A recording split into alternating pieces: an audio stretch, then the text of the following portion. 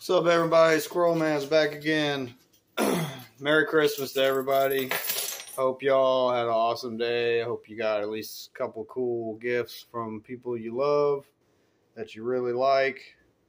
I know I did. I appreciate, when you're little, Christmas is all about presents, man. When you're a little kid, that's all you care about is the presents. When you get older, like I am now, I don't really care too much about the presents. I mean, yeah, getting free stuff is always cool, but I just like hanging out with the family. Just being around people that I like. That's what's important to me. Plus, my dad's birthday is on December 25th, so I get to hang out with him for his birthday, so that's cool. And I'll tell you what, and all you blue-collared guys appreciate this. Any Christmas or holiday where you don't have to work is a good day. It doesn't matter what happened that day as long as you didn't have to go to work, right? Because I remember when I worked in the prison system, man, I had to work, and security too, man. I had to work so many holidays and birthdays. I fucking hated it, man. Hated it. That's what basically ruined my Florida experience, because I had to work all the events, all the holidays. I just got royally screwed, while everyone else was out having fun, I had to work. And it was always night shift. So somebody asked me in the comments, like yesterday, I think it was, what would it be like being locked up your first time? Is it true you can just mind your own business and get along to go along and say, I just want to do my time? I mean, it's easy to say, man, but it's really, like I said, I'm speaking my opinion from my side of the fence. I've never been locked up in my life, and I never will be, because I have zero intentions of ever wanting to waste my time or 1 second of my life sitting in a prison cell. I think that's just stupid as shit. That's why I keep my nose clean, stay out of trouble, man. That might be possible for some people, to answer your question, but there's so many factors in that. For people who don't know, anything about the prison life or prison system, that all depends, man. First of all, it depends on what's your crime. What are you in there for? Are you in there for a violent crime? Are you in there for anything that has anything to do with a child? Because if you're in there for anything that had to do with a child, it might not be so easy for you, But on the other hand, if you're in there for some whatever crime, a victimless crime, that's not really a big deal. It might be possible for you depending on how you act, depending on how you talk to people, depending on how easy it is for you to get along with people. One piece of advice I can tell you is be yourself, man. Don't lie. Don't lie about anything, especially you young guys. And I've seen this so many times, you young white boys. The first thing you do when you get in there, you little early 20-somethings, you get in there and you just start kissing everybody's ass, all the gangbangers, the black guys that you just suck up to, man. And I don't want to make this anything about race. I'm just telling you what I saw, right? You guys go in there and just kiss ass. And not only that, but you tell so many stories and lies. And you're talking to these guys like they're stupid. These young gangbangers, man, they're not dumb. Really, they can see right through your bullshit. And if you're getting away with it for a little while, it's not because they like you. It's because they probably have some kind of plans for you. They're probably going to use you for something, whether it's smuggling contraband around the prison or something you really don't want to know about. It's going to be sexual favors. I don't know. There's so many things a person can be used for in that environment. If it was me personally, God forbid, if I had to go to prison, I would steer clear of the gang life. I would never lie to those people about anything, because that's really dumb, because they can see right through it. Not only that, can they see right through your bullshit because they've heard it all before. But these guys don't think that because they're in prison that they can't make phone calls and have background checks done on people. When you say, oh, I'm from this set, I'm from this neighborhood, I went to this school. Dude, they're not stupid, man. They know people out there in the world. They can fact check everything that you're saying. And when it comes back that you're full of shit, it might not work out too well for you. The worst thing you can do is claim to be a part of a set, a hood, a gang, a neighborhood that you're not actually from. That's really, really dumb. And people do that, you know, and then they get beat up for it, or even worse, you know, because you guys don't realize that a lot of those gangbangers, man, that's their whole life. It's their whole life. They take that stuff so serious, man. Like, it is not a joke to them. It might be a joke to you. It is the furthest thing from a joke to them, right? This is a really, really good piece of advice I can tell you. If you had to go to prison tomorrow, the best thing you can do, the best thing you can have is a skill set. You need to have some kind of a skill set to where they need you. Like a tattoo guy. Oh my God, tattoo guys are praised in the prison system, man. They love the tattoo guy, man. Especially the camp I worked at in North Carolina. Oh man, that tattoo guy, dude, they praised it. They loved him because the camp that I worked at was known across the state as the tattoo camp, you know, and it got progressively more and more popular and worse over time as I worked there. And we would get these brand new inmates in there and said, man, I come here just because I wanted to get tattoos, man. Everybody knows about this place all around the state. We come here, we get the best tattoos.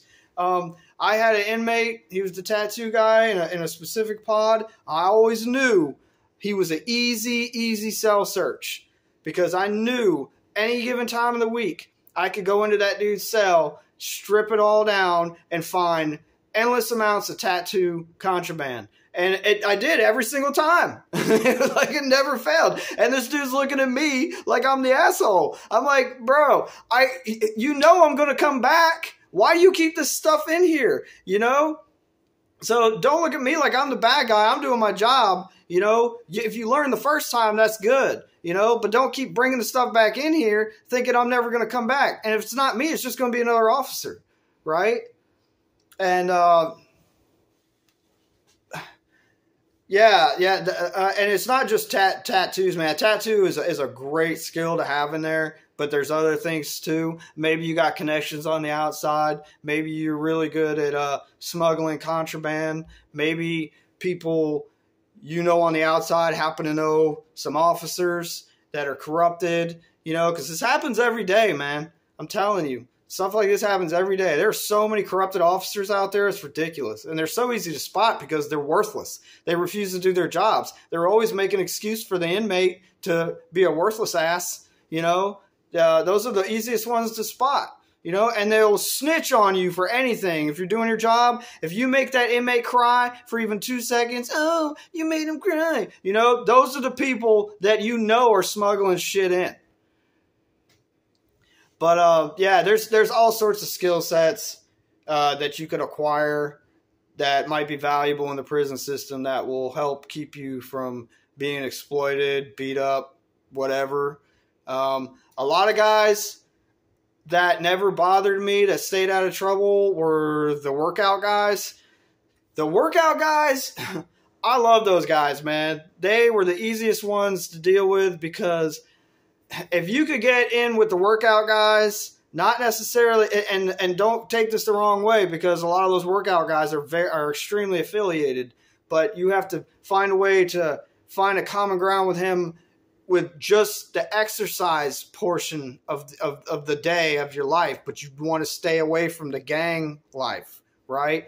Having said that, a lot of those workout guys, that they take it so serious, man. And that's why they stay out of trouble, because they know if they get locked up in the hole for days or weeks, it's going to screw up their whole workout regimen. And a lot of people don't know this. The reason why people go away to prison, the ones that take it real serious, that like to work out, and they come out super jacked, it's it's not just because they don't have anything to do but work out. Yeah, that's a huge part of it. But for you fitness guys out there, because I used to be super into fitness, and I always kind of envied these inmates because the big part of it is that they are on a specific, dedicated schedule every single day. These guys eat, sleep, go to the yard, work at the same exact time every day.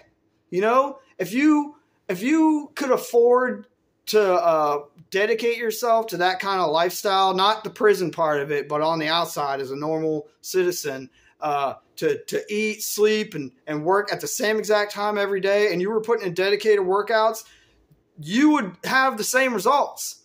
You know, that is a huge, huge part of being physically fit, is having that dedicated schedule.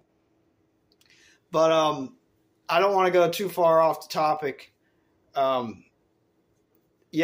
think a huge part of surviving in the prison is knowing who to stay away from. A big part of it is don't take anything from anybody. Don't accept favors. Like when you come in there, the first thing, they're going to know that you're fresh. They're going to know that you're new and that you're going to be scared and vulnerable and you're going to need things like commissary. They're going to be like, hey, man, here's some noodles to float you, man. Food is currency in there. Food is currency. Stamps are a big thing. Stamps are a big part of currency. Tobacco, other drugs, it's all currency. They don't have physical money. The only money they have is on their card that they use at the commissary, which I never ever went to, by the way. Only the big fat beer-bellied officers used to buy food out of the canteen. Yeah, that's what we call it, the canteen, not the commissary. I'm sorry. But it's knowing who to not take favors from, which is nobody. You shouldn't take favors from nobody. And when you get in there, a lot of people are going to try to rosy up to you and pretend like they're your friend. They're not your friend, dude. I'm telling you, 110% of them, they're not your friend. They're trying to find out as much as they can about you so that down the road they can use it against you. You know, they're not your friend. That guy is like, oh man, don't worry, man. I had the same experience, dude. I can help you out, man. Don't even do that. Don't do this. I can help you with this. It's not your friend, man. I'm telling you. They are exploiting you, and they're all working together. You know, this is what they do every single day. So don't think that person's treating you special, like he actually cares about you. He does not give a shit about you. He just wants to see what he can get from you. He wants to see what kind of connections you have on the outside. Maybe you got family, maybe. And I'll tell you what, this is a little bit off topic, but one of the biggest things I used to see inmates beat the shit out of each other for was pictures of their family members or their wives or daughters, sisters. They would hang up pictures of their female family members, and when dude would go to chow or something, he'd come back and find out the other dude was masturbating to pictures of his wife or daughter or sister or whatever. That was a big thing, man. I seen dudes get their ass whooped over that, man. That is not cool, you know? So if it was me, I just wouldn't be hanging up pictures of my family members around. And that's kind of hard, you know, because you want to look at those pictures, you know, because you miss your family. So I know that's a really hard thing to talk about for some people. But the biggest thing is just stay quiet.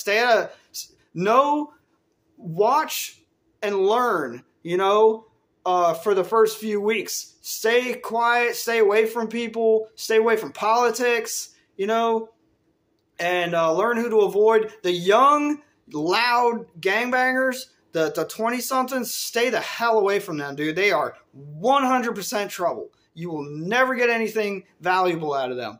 And especially, like, I was watching this video. This former inmate was talking about those Aryan Brotherhoods or just the white nationalist types, you know, those proud Nazi types.